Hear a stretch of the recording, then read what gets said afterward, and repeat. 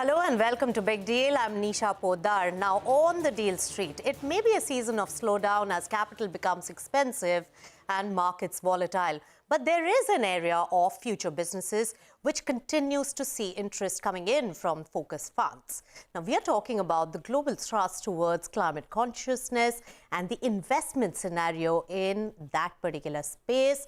And it's intact so far with an added impetus through global efforts like the recent COP27 summit.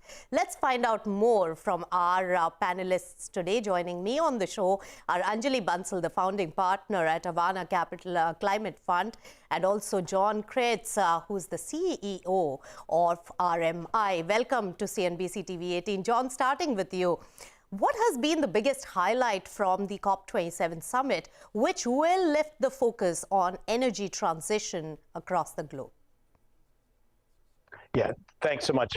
I'm delighted to be here, Nisha. I think the big stories at COP have to do a lot with finance, right? As we think about both how exactly the global south in particular is compensated around loss and damage relative to some of the severe impacts that they're seeing on overall climate devastation here, from floods and heat waves through to kind of overall crop failures and other issues. That's been front and center, but there's also been signs of forward motion and progress in unsticking some of the capital flows from north to south and from south to south, especially in Indonesia, with their recent announcement at the G20 with a blended finance vehicle, helping them make the transition faster. So these are some of the exciting things that are certainly happening right now on the investment front.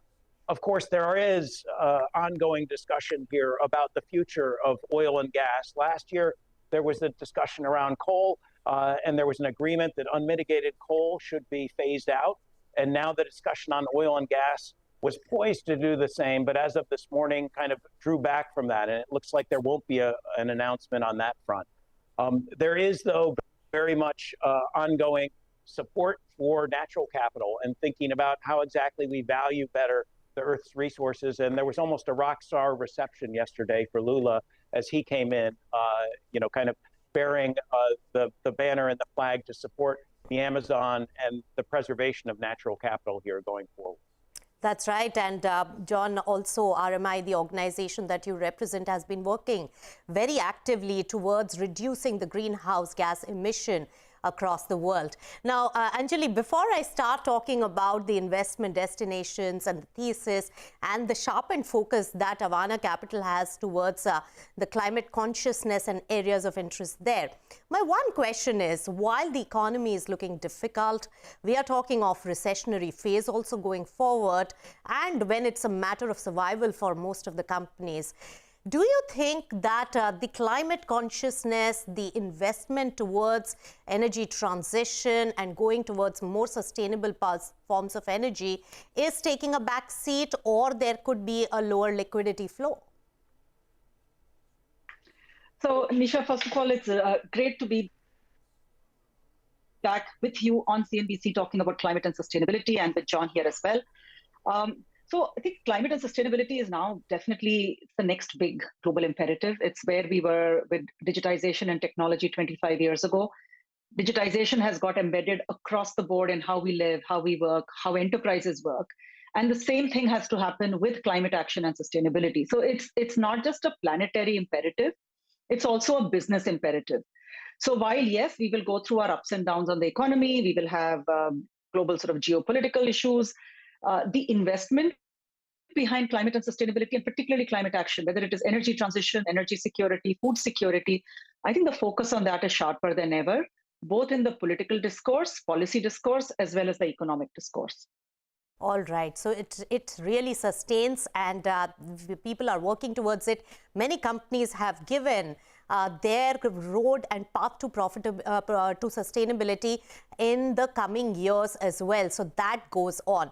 But Jon, looking at the global picture and where India stands, and you have spent a lot of time on India-focused, projects as well for energy transition. Where does India stand at this point, and how is it growing? Give us an insight into that. Yeah, so in order for us to really make this transition and to create climate alignment, we're going to need to spend 3 to 5 trillion a year this year and every year for the next 30 years, right? And India is uniquely poised right now to actually profit from and lead the world globally in this transition. It has some of the best solar resources in the world. It is developing incredibly quickly at a moment where it doesn't need to retrofit existing capital, but actually can build right from the start. And in the process, actually pioneer some of our technologies around things like green hydrogen and how you use your amazing solar resources ultimately to produce green molecules that can then be used for everything from steel and cement to ammonia to support global industries like shipping and fertilizer. This is a tremendous opportunity for India overall, but it's not just around hydrogen, it's also around areas like mobility, where we've seen, working alongside Niti Aayog, the opportunity to rapidly electrify, kind of the overall mobility fleet within India, especially starting with urban delivery vehicles and TNCs or taxi and livery vehicles, right? And by starting early with two-wheelers and three-wheelers in urban environments, you not only get the benefits of climate reduction, but you also get the benefits of air pollution reduction and quieter cities. And all of this infrastructure, as it's built up, provides India the opportunity to not just clean the air in its cities, but also to build out battery supply chains and play into the overall industrial base. So it's a very exciting time for India to step forward and lead on many of these new green technologies that need to be taken to scale, not just to meet India's internal needs, but become a major then export market for India to participate in here going forward. All right, export market as well. And I'll come to other legs of being the export market for the world when it comes to the clean and green technology. But Anjali, Jon was mentioning about the clean mobility aspect. You've been an investor and you have a keen eye on what is going to make money. How do you see the potential of electric vehicles while our infrastructure, battery and charging facilities are still only at a nascent stage? So Nisha, this is how investors see things. Anything that is at a nascent stage is an opportunity, right? Somebody will build it out. And we are investing in the companies that are creating the technology, they're creating the stacks, as well as mobility. So I'm going to take a step back for a minute. And Jon mentioned this from his vantage point at COP. What I've been seeing and what we've been seeing globally, whether it is in the US and the discourses in the Middle East and here now in Singapore, India is integral to global climate solutions. We are a large economy, one of the fastest growing economies, large and young population, and we absolutely aspire to continue growing over the next 2 decades. Much of our infrastructure is yet to be built. Much of our mobility is yet to be built. So we do have the opportunity to do it right and follow a much greener development model, much like the Honorable Prime Minister and Niti Aayog also has put out, which is the Panchamrit model, and more recently the Panch Pran, which is around sustainable and inclusive development. Mobility, energy transition, energy access, carbon, and food security are integral parts of this. So at Avaana, we look at all three, right? So we look at energy transition, mobility and supply chain, and food security as our investment pillars, specifically around mobility, as you mentioned. I think Jon was absolutely right. Agree with him that solving for intra-city movement of goods and services is a critical component, one of taking pollution away from urban centers, but also supporting and facilitating. We have a national EV mission, which says a 50% fleet on streets to be EV. Charging infrastructure will get built. Some of it will be large-scale capex. Green hydrogen will happen. And I think we have some leading Indian companies who are investing both science dollars as well as commercial dollars and rupees into green hydrogen. Yes. And similarly, when we have a company called Turno is actually enabling at scale a large-scale adoption of electric vehicles by small commercial vehicle operators. So this is your 1-ton, 2-ton CV, which is the backbone of all intracity deliveries and intracity trade. Right. So once that goes, then similarly, I can keep going. We have a number of companies that we are seeing. We see 200 companies every quarter that are enabling transition. So Anjali, you mentioned, let's focus on mobility bit because you have a fair bit of investments there. And you mentioned that at a nascent stage, we invest so that we see the potential to grow. But when we are talking about innovation and technology, there is also a risk of technological changes and evolution. How do you balance that out? Give us an insight from an investor. So from an Avaana point of view, we invest in market-ready, commercializable business models. So where a lot of the technology risk is already taken care of at the lab stage. But that said, going beyond Avaana, what we need is across the ecosystem, and frankly, we are seeing this. We are seeing a lot of R&D capital going in, whether it is in battery technology or it is in food technology, including battery recycling. We know that we do have a particular dependence on lithium. There are geopolitical realities, there are supply chain interruptions as well. So it's not just technology risk, Nisha, but also in some ways supply chain risks that need to get mitigated. So there is lab stage R&D capital that needs to go in. There is, of course, folks like us who are early stage, who we come in and help companies commercialize the technologies and scale up. And then eventually it leads to much larger scale build out of infrastructure. And we have seen this in the solar space, for example, right? Right. Solar, we now have utility scale solar that is no longer a sort of venture stage, but really large capital going in. And it has been mentioned earlier, India in particular is a great market for solar energy. And we are starting to see the transition, at scale transition to 50% renewable across the country. That's right, Anjali, well pointed out, because the government has also put a lot of thrust towards solar energy, and some of the big houses with deep pockets have been working towards reaching that aim by the government as well when it comes to the renewable sources of energy. But we'll slip into a short breather on the show at this point, and we'll come back and discuss much more about the investments and funding in the sectors of the future, which are clean and green technology. Stay tuned to Big T. Welcome back. You're watching Big Deal, and we are discussing the investments that are going into climate consciousness as well as energy transition businesses. Now, John, we were trying to understand that which are the areas which are getting funding and how the technological risk can be really mitigated. In your view, is enough innovation being funded, and where does India stand in all of this when it comes to exporting not just the transition materials as well as the products, but also innovations of the future? Yes, Nisha, as Anjali well knows, the innovation is happening right now, and the funders are stepping in at scale. So it's a very exciting moment for everything from the hard-to-abate sectors, which have traditionally been things like iron and steel and cement, sustainable aviation fuel, kind of heavy-duty transport. We see tremendous opportunities and investments that are happening. India alone, as we think about heavy-duty transport, right, will grow its trucking space fourfold here over the next 30 years. And that, if it's done right, and if the right sets of technologies are invested in, right, could save the world about 4 gigatons overall of carbon emissions, which is a sizable amount, right? And investors are looking at these opportunities and seeing the ability to invest and nudge here. Now, in order to get there, we need to solve some critical problems, right? We need to solve some of the global supply chain issues that exist, especially around critical minerals, right?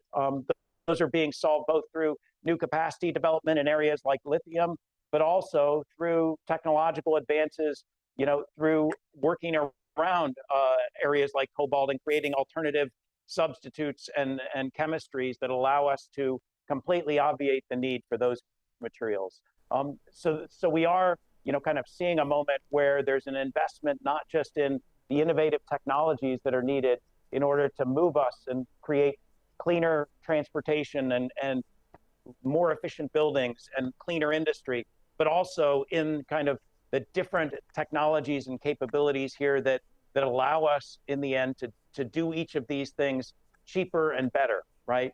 And yes. We look at solar, right? And we're on an exponential growth curve right now. In just the area of solar, in 2021, right, we struggled to produce about 30 gigawatts of solar at reasonable costs. In 2021, we produced 180 gigawatts, or roughly six-fold as much solar at cost competitiveness in 95% of the world. And by 2031, we expect to produce 1,000 gigawatts or more of clean solar that is cost competitive everywhere in the world. These are massive shifts and massive growths and technological advances that are making clean energy a clear winner here going forward. That's right. And as you enumerated, there's a tectonic shift in the renewable energy component that the world has seen in the recent past. But Anjali, help us understand, since R&D is going to be so important, innovation is just so important, and cost efficiency in that science of green and clean technology is going to be so critical.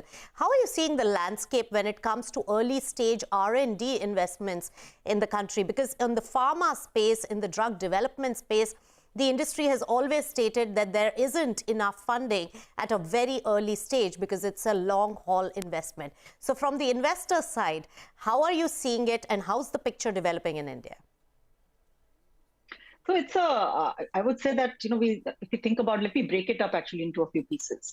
So when we think about climate action, a lot of the focus, particularly in the North-South dialogue, in the North stays in mitigation and carbon and GHG emissions. In the South, in our part of the world particularly, we have to focus as much on adaptation and resilience building. We have some of the most vulnerable populations in the world here as well.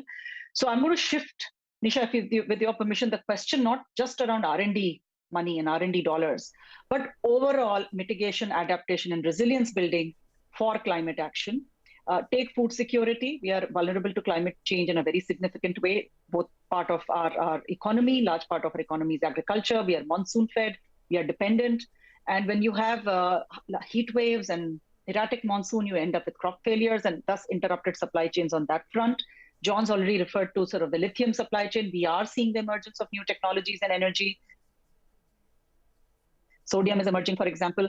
And consequently, in India, I think our R&D has to go in not just for new battery technologies or energy technologies, but also food technology. We are seeing companies, Avaana has invested in a company called Iki Foods. Iki is really doing for food production, really creating absolutely climate resilient food systems that can grow tomatoes in the desert of Rajasthan. At 45, 50 degrees ambient temperature, they're able to grow tomatoes at very affordable market rates at scale. So I think we have to think about technology in the Indian and the global South and in developing countries context. Of course, in the hard to abate sectors, we will consume more steel, more cement, more power,